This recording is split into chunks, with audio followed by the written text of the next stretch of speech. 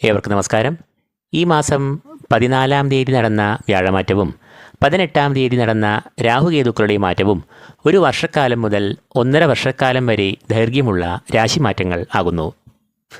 ആ മാറ്റങ്ങൾ ഓരോ രാശിജാതരെയും എങ്ങനെ ബാധിക്കുന്നു, എന്തെല്ലാം ഫലങ്ങൾ നൽകുന്നു എന്ന ഈ പരമ്പരയിൽ ഇന്ന് നാം കുംഭക്കൂറുകാരുടെ ഫലങ്ങളാണ് വിശകലനം ചെയ്യുന്നത്. അവിട്ടം 2-ാം പകുതി, ചതയം, പൂരോരട്ടാതി മുക്കാൽ എന്നീ നക്ഷത്രങ്ങളാണ് ഈ കൂറിൽ വരുന്നത്. ആദ്യമായി ഈ മാസം 14-ന് നടന്ന വ്യാഴമാറ്റം ഈ കൂറുകാർക്ക് നൽകുന്ന ഫലങ്ങൾ എന്തെല്ലാമാണ് എന്ന് കാണാം. വ്യാഴം ഈ കൂറുകാരുടെ അനിഷ്ടഭാവത്തിലായിരുന്നു കഴിഞ്ഞ ഒരു വർഷമായി സഞ്ചരിച്ച് പോന്നിരുന്നത്. എന്നാൽ 14-ാം തീയതി വ്യാഴം ഈ കൂറുകാരുടെ ഇഷ്ടഭാവമായ 5-ാം ഭാവത്തിലേക്ക് പ്രവേശിച്ചിരിക്കുന്നു. 5-ാം ഭാവം എന്നത് സന്താനഭാവം എന്നാണ് അറിയപ്പെടുന്നത്. കൂടാതെ 5-ാം ഭാവം എന്നത് ബുദ്ധിശക്തി, ഓർമ്മശക്തി, പൂർവ്വപുണ്യം, വാതുവെപ്പ്, ഭാഗ്യക്കുറി എന്നിവയെ എല്ലാം കുറിക്കുന്നു. 5-ാം ഭാവം എന്നത് വ്യാഴത്തിൻ്റെ ഇഷ്ടഭാവമാകയാൽ വ്യാഴം ഈ ഭാവത്തിന് പുഷ്ടിയെ നൽകുന്നു. പ്രധാനമായും സന്താനങ്ങളുമായി ബന്ധപ്പെട്ട് ഇവർക്ക് വളരെ നേട്ടങ്ങൾ, സന്തോഷിക്കാനുള്ള വകകൾ എന്നിവയെല്ലാം ഉണ്ടാകും. സന്താനങ്ങൾ ഇല്ലാതെ ദുഃഖിക്കുന്നവർക്ക് സന്താനഭാഗ്യം ഈ സമയത്ത് ഉണ്ടാകുന്നതാണ്. സന്താനങ്ങളുടെ പഠനം ഈ സമയം ഏറ്റവും മികവുറ്റതാകും. ബുദ്ധിപരമായി ഏറെ ഉയർച്ച, മികച്ച പ്രകടനങ്ങൾ എന്നിവ ഇവർ കാഴ്ചവെക്കും. സന്താനങ്ങൾക്ക് നല്ല തൊഴിൽ അവസരങ്ങൾ, വിവാഹാലോചനകൾ എന്നിവയും ഈ സമയത്ത് വന്നുചേരും. കർമ്മമേഖലയിലും ഈ സമയത്ത് വളരെ പുരോഗതി ഉണ്ടാകും. കുടുംബത്തിൽ വളരെയധികം ഐക്യം, ക്ഷേമം, ഐശ്വര്യം, സ്നേഹം എന്നിവയെല്ലാം ഈ സമയത്ത് ഉണ്ടാകുന്നതാണ്. ബന്ധുമിത്രാദികളുമായി ഏറെ നല്ല ബന്ധം ഇക്കാലത്ത് പുലർത്തും. ബുദ്ധി, ജ്ഞാനം എന്നിവ ഏറ്റവും ഉജ്ജ്വലമായി ഉയർന്നിരിക്കും. അപ്രതീക്ഷിതമായി അംഗീകാരം, ബഹുമതികൾ എന്നിവയെല്ലാം ഇക്കാലത്ത് വന്നുചേരും. 5-ാം ഭാവം എന്നത് പൂർവ്വ പുണ്യസ്ഥാനത്തെ കുറിക്കുന്നുവെന്നതിനാൽ പൂർവ്വപുണ്യവും സുഹൃതവും ഗുരുത്വവും വ്യാഴം 5-ാം ഭാവത്തിൽ കൂടി സഞ്ചരിക്കുമ്പോൾ ഉണ്ടാകുന്ന ഗുണാനുഭവങ്ങൾ ആണ്.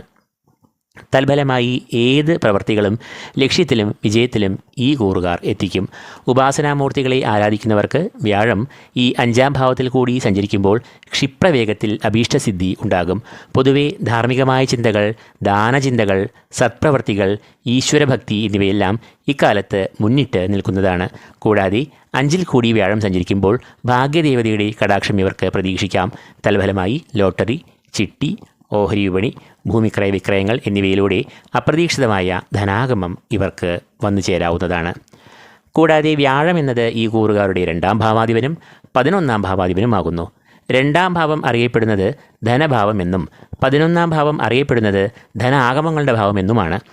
അതുകൊണ്ട് തന്നെ ഈ 2 ഭാവങ്ങളുടെയും അധിപനായ വ്യാഴം ഇഷ്ടഭാവത്തിൽ സഞ്ചരിക്കുക എന്ന് പറയുമ്പോൾ അത് പ്രധാനമായും ധനപുഷ്ടി, സാമ്പത്തികമായ അഭിവൃദ്ധി, പല സ്രോതസ്സുകളിൽ നിന്നും ധനം, ബിസിനസ്സിൽ ലാഭം, ഭൂമിക്രയ വിക്രയങ്ങളിൽ നിന്നും അപ്രതീക്ഷിതമായ ധനം എന്നിവയെ എല്ലാം നൽകും. കൂടാതെ സർവ്വകാര്യ വിജയം, അഭീഷ്ടസിദ്ധി എന്നിവയും വ്യാഴം 5-ൽ കൂടി സഞ്ചരിക്കുമ്പോൾ അനുഭവത്തിൽ വരുന്നു. ഇക്കാരണങ്ങൾ കൊണ്ട് തന്നെ കുംഭക്കൂറുകാർക്ക് വളരെ വലിയ ഒരു അനുഗ്രഹവും സൗഭാഗ്യവുമാണ് വ്യാഴം നൽകുന്നത്. അടുത്തതായി ഈ മാസം 18-ാം തീയതി നടന്ന രാഹുകേതുക്കളുടെ രാശിമാറ്റത്തിലെ രാഹുവിൻ്റെ മാറ്റം ഈ കൂറുകാരെ എങ്ങനെ ബാധിക്കുന്നുവെന്ന് കാണാം. രാഹു ഈ കൂറുകാരുടെ ജന്മത്തിലേക്ക് അഥവാ 1-ാം ഭാവത്തിലേക്കാണ് രാശി മാറിയിരിക്കുന്നത്. ജന്മരാശി അഥവാ 1-ാം ഭാവം എന്നത് രാഹുവിൻ്റെ ഇഷ്ടഭാവമല്ല. അതുകൊണ്ട് തന്നെ ജന്മരാശിയിൽ സഞ്ചരിക്കുന്ന രാഹു ഈ കൂറുകാർക്ക് പ്രതികൂലമായ ഫലങ്ങളെ നൽകാം.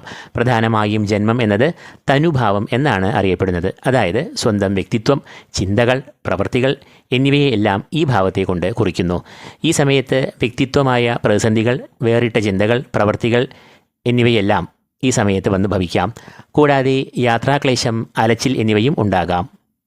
അടുത്തതായി കേതു കുംഭക്കൂറുകാരെ എങ്ങനെ സ്വാധീനിക്കുമെന്ന് പരിശോധിക്കാം. കേതു ഈ കൂറുകാരുടെ 7-ാം ഭാവത്തിലേക്കാണ് രാശി മാറിയിരിക്കുന്നത്. 7-ാം ഭാവം എന്നത് പ്രണയബന്ധങ്ങൾ, ദാമ്പത്യബന്ധം, കുടുംബബന്ധം എന്നിവയെ എല്ലാം കുറിക്കുന്നു. കൂടാതെ പാർട്ട്ണർഷിപ്പ് ബിസിനസ്, കൂട്ടായ സംരംഭങ്ങൾ, പ്രവർത്തികൾ എന്നിവയെയും കുറിക്കുന്നത് ഈ ഭാവം കൊണ്ട് തന്നെയാകുന്നു.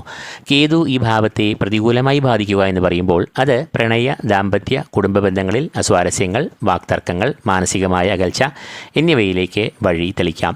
കൂടാതെ ബിസിനസ് പാർട്ട്ണറുമായി ഈഗോ, പ്രശ്നങ്ങൾ, തെറ്റിദ്ധാരണകൾ എന്നിവയും ഈ സമയത്ത് ഉടലെടുക്കാനുള്ള സാധ്യതകൾ ഏറെയാണ്. അത് മാനസികമായ സംഘർഷങ്ങൾ, തടസ്സങ്ങൾ, പരാജയം എന്നിവയെയും സൃഷ്ടിക്കാം. അപ്പോൾ കുംഭക്കൂറുകാർക്ക് ഫലത്തിൽ രാഹുകേതുക്കൾ അനിഷ്ടഭാവങ്ങളിൽ സഞ്ചരിക്കയാൽ പ്രതികൂലമായ ഫലങ്ങളെ നൽകാനുള്ള സാധ്യത ഏറെയാണ് എന്നറിയുക.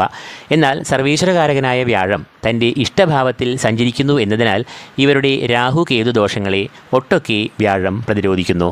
എങ്കിലും ദുർഗാദേവി, നാഗദേവതകൾ എന്നീ ദേവതകളെ ആരാധിക്കുന്നതിൽ കൂടി രാഹുദോഷശാന്തിയും മഹാഗണപതി ധ്യാനത്തിലൂടെയും ക്ഷേത്രദർശനത്തിലൂടെയും കേതുദോഷശാന്തിയും കൈവരിക്കാവുന്നതാണ്. ഇതോടുകൂടി ഈ വീഡിയോ ഇവിടെ പൂർണ്ണമാകുന്നു. ഈ വീഡിയോ നിങ്ങൾക്ക് പ്രയോജനകരമായെങ്കിൽ ലൈക്ക് ചെയ്യുക, ഷെയർ ചെയ്യുക. കൂടാതെ ഈ ചാനൽ സബ്സ്ക്രൈബ് ചെയ്യാത്തവർ സബ്സ്ക്രൈബ് ചെയ്യുക. ഏവർക്കും ഈശ്വര കടാക്ഷങ്ങൾ നേർന്നുകൊണ്ട് നിർത്തുന്നു. നന്ദി, നമസ്കാരം.